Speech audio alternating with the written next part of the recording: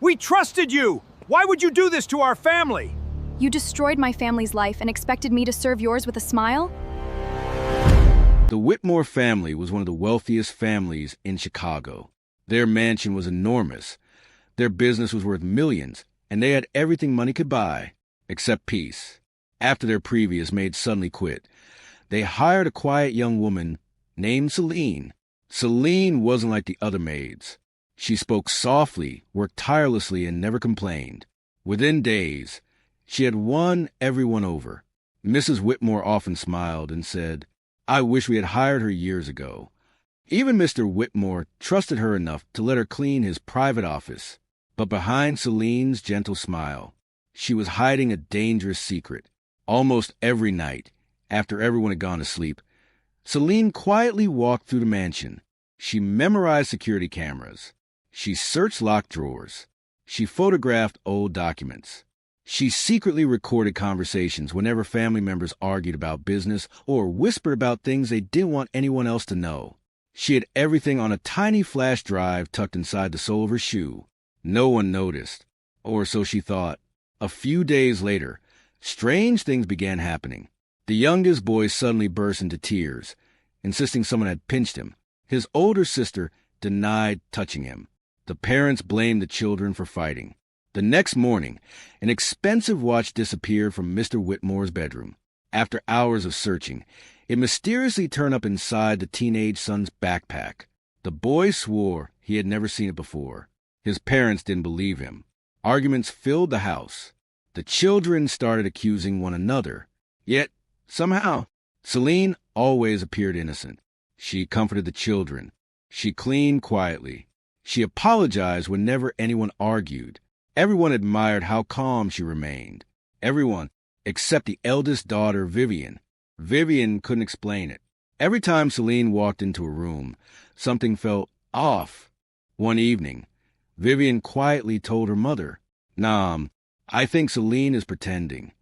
Her mother frowned. "Pretending? She's the kindest maid we've ever hired." "I don't trust her," Vivian insisted.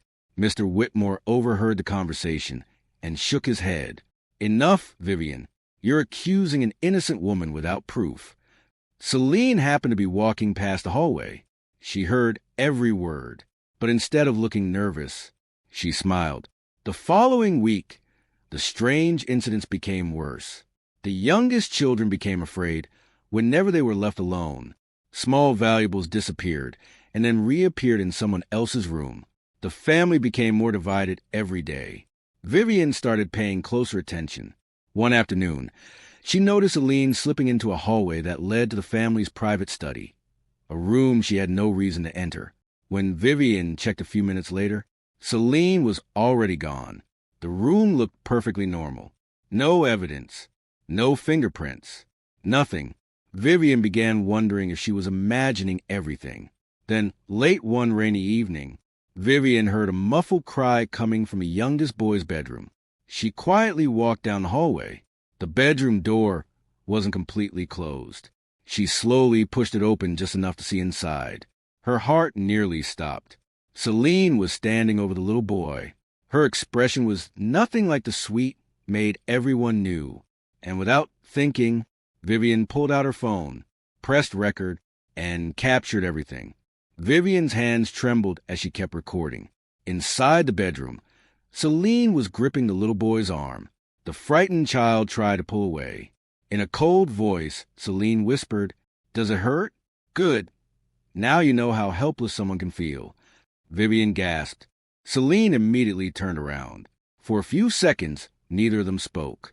Then Celine slowly let go of the boy. She knew it was over. Vivian rushed downstairs and showed the video to her parents. Mrs. Whitmore covered her mouth in disbelief. Mr. Whitmore's face turned red with anger. "Call the police," he shouted. Minutes later, officers arrived at the mansion. Celine didn't struggle. She calmly held out her hands as they placed her in handcuffs. As she was led outside, she looked back at the Whitmore family. There wasn't a trace of fear on her face, only sadness. At the police station, Detective Mason sat across from her. He placed a phone containing the video on the table. "Why would you hurt a child?" he asked. Celine remained silent.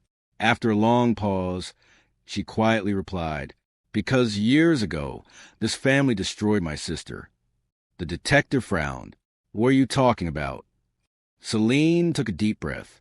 "My sister's name was Alina. 5 years ago, she worked as a maid for the Whitmore family." The room fell silent. She continued, "They overworked her every day. They insulted her. Whenever something went missing, they blamed her without proof. She begged them to believe her, but no one did." Tears filled Celine's eyes. One night, she became seriously ill after working for hours with no rest. Instead of taking her to a hospital, they threw her out of the house because they believed she had stolen from them. A few days later, Alina died. Celine looked down at her hands. They never apologized.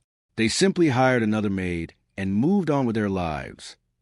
The detective asked quietly, "So you got a job there to take revenge?" Celine nodded. "At first, yes." She reached into her pocket and placed a small flash drive on the table. "But I stayed because I wanted the truth to come out." The detective opened the files. Inside were hidden recordings of the Whitmore family threatening employees, financial records proving fraud, security footage showing servants being abused, and an old video that finally proved Alina had been falsely accused of stealing.